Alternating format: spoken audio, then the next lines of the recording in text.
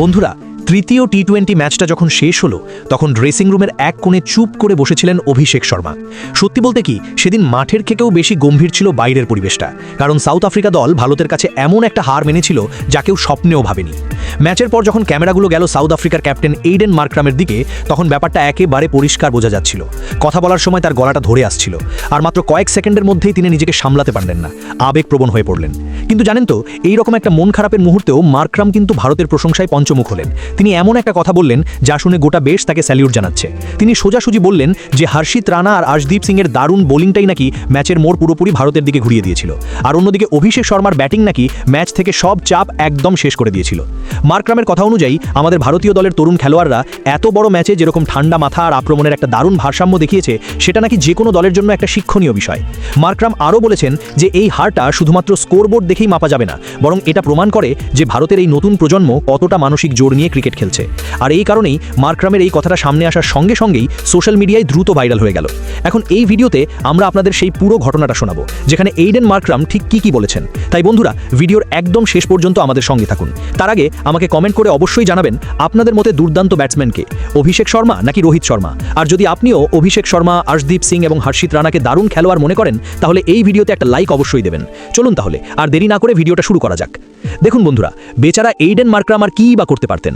ভারত এমনভাবে সাউথ আফ্রিকাকে এই তৃতীয় টি-20 ম্যাচে হারিয়ে দিল যে খোদ ক্যাপ্টেন এইডেন মার্ক্রামও কান্না থামাতে পারলেন না। হ্যাঁ, ঠিকই শুনছেন, ভারত আর সাউথ আফ্রিকার মধ্যে হওয়া এই তৃতীয় টি-20 ম্যাচে আমাদের ভারতীয় দল সাউথ আফ্রিকাকে মাত্র 117 রানই আটকে দেয়। আসলে সাউথ আফ্রিকা তো দারুণ আত্মবিশ্বাস নিয়ে মাঠে নেমেছিল। তারা ভেবেছিল ভারতের বিরুদ্ধে একটা বড় স্কোর করবে আর এই সিরিজে 2-1 ব্যবধানে এগিয়ে যাবে। কিন্তু ক্যাপ্টেন এইডেন মার্ক্রামকে বাদ দিলে সাউথ আফ্রিকার আর কোনো ব্যাটসম্যানই 20 রানের বেশি করতে পারেনি। এখানে হয়েছিলটা কি জানেন তো, কুইন্টন ডিকক আর রেজা হেন্ড্রিক্স যখন ইনিংস শুরু করতে নামলেন, তখন দুজনেই মাত্র 2 ওভারের মধ্যেই আউট হয়ে গেলেন। ফলে সাউথ আফ্রিকার স্কোর যখন 1 রান, তখনই তাদের 2 উইকেট পড়ে যায়। এরপর এইডেন মার্ক্রাম একদিক থেকে ব্যাট ধরে থাকলেও অন্য কোনো খেলোয়াড়ই তাকে সঙ্গ দিতে পারলেন না। শেষমেশ সাউথ আফ্রিকা কোনো মতে ভারতকে 118 রানের একটা লক্ষ্য দিতে পারল। আর হ্যাঁ, বোলিংয়ে আমাদের হর্ষিত রানা আর আর্শদীপ সিংয়ের ছিল দারুণ দাপট। আর্শদীপ সিং যখন রেজা হেন্ড্রিক্সের উইকেট নেন, তখনই যেন ভারতীয় দল একটা ছন্দ খুঁজে পায়। আর এরপর হর্ষিত রানা এবং বারুণ চক্রবর্তী একের পর এক উইকেট তুলে নিয়ে সাউথ আফ্রিকাকে একেবারে কোণঠাসা করে দেয়। এরপর যখন ভারত ব্যাট করতে নামলো, তখন তো আপনারা জানেনই টিম ইন্ডিয়ার জন্য 118 রান করা কোনো ব্যাপারই নয়। ভারতের হয়ে অভিষেক শর্মা আর শুভমান গিল ওপেনিং করতে এলেন।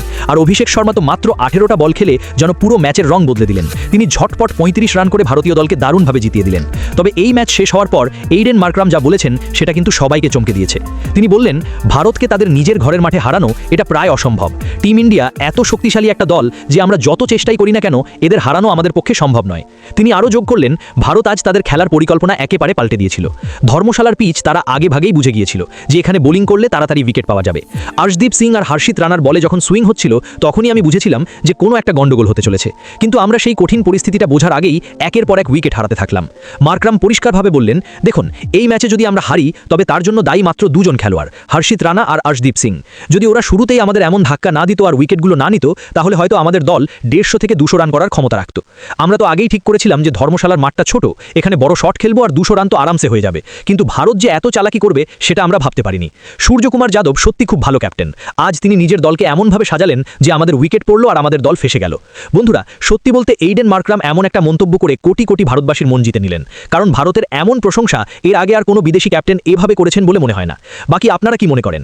এইডেন মার্ক্রাম যা বললেন, আপনারা কি তাতে একমত? আপনাদের মতামত অবশ্যই কমেন্ট করে জানাবেন।